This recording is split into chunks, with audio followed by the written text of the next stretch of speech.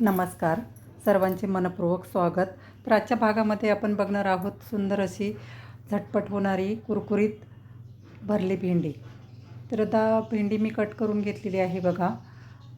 भेंडीचे जे देठ आहे आणि जी शेपटी आहे ना ते कट करायचे आहे आणि बरोबर मधोमध भेंडीला चीर द्यायची आहे. आता फक्त शेंगदाण्याचा कूट घालून मी भेंडी करणार आहे. अगदी काही जास्त मसाले करत बसण्याची गरज नाही आणि आपल्या घरामध्ये शेंगदाण्याचा कूट तयार असतो.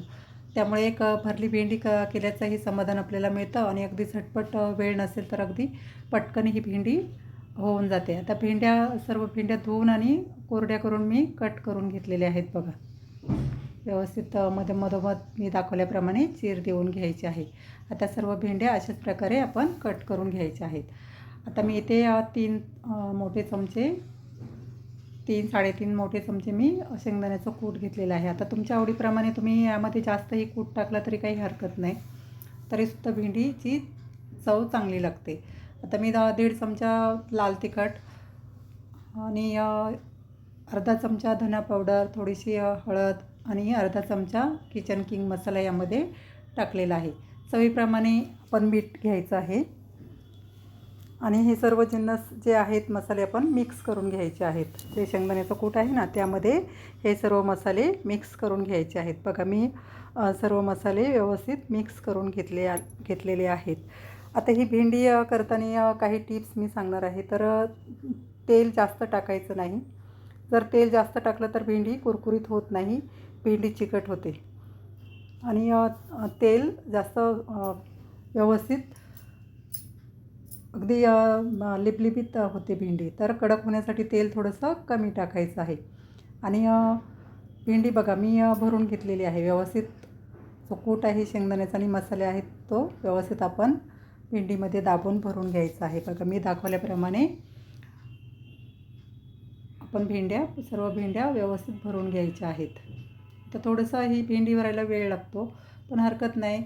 अगदी चव खूप छान लागते. तर तुमचं नक्कीच सगळेजण कौतुक करतील. बघा एकदा अशा प्रकारे तुम्ही मी दाखवल्याप्रमाणे नक्कीच भेंडी करून बघा, खूप छान लागते. आणि अगदी भरली भेंडी केल्याचं आपल्याला एक सर्वांना एक वाटतं की अरे केली भरली भेंडी. वेळ नसताना जेव्हा तुम्ही करता तेव्हा तुमचे सर्वजण नक्कीच कौतुक करतील. बघा सुंदर प्रकारे मी सर्व भेंड्या मी भरून घेतलेल्या आहेत. तर सर्व भेंड्या व्यवस्थित भरून घ्यायच्या आहेत त्यामध्ये कूट.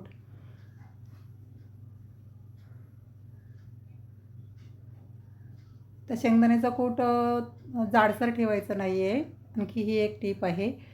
बारीक हवा शेंगदाण्याचा कूट. जाड असेल तर व्यवस्थित भेंडी होत नाही. आता बघा मी कढईमध्ये तेल तापत ठेवलेलं आहे. मी सांगितल्याप्रमाणे थोडंसं कमीच तेल घ्यायचं आहे आपल्याला आणि त्यामध्ये थोडेसे जिरे टाकायचे आहेत. बघा मी कढईमध्ये तेल घेऊन त्यामध्ये जिरे टाकलेले आहेत. आता सर्व जी भेंडी आपण भरून घेतलेली आहे ती आपण त्यामध्ये घालणार आहोत. तर व्यवस्थित हलवून घ्यायचं आहे आणि झाकण ठेवायचं आहे. आता 5 ते 6 मिनटं ही भेंडी आपल्याला शिजवून घ्यायची आहे. 2-3 वेळा झाकण काढून हलवून व्यवस्थित शिजवून घ्यायची आहे. आता बघा मी झाकण ठेवलेलं आहे. आता पूर्ण भेंडी शिजलेली आहे बघा. मी बघू शकता मी थोडीशी कसुरी मेथी त्यामध्ये टाकली आहे. तुमच्याकडे कोथिंबीर असेल तरी टाकली तरी खूप छान चव येते. तर तुम्हाला जर माझे व्हिडिओ आवडत असतील तर नक्की लाईक करा, शेअर करा आणि तुम्ही जर सबस्क्राईब केलं नसेल तर नक्की सबस्क्राईब करा. आणि तुमच्या काही सूचना असतील, तुम्हाला माझी रेसिपी कशी वाटली ते सुद्धा मला कमेंटमध्ये नक्की सांगा. भेटूया पुढील भागात. धन्यवाद.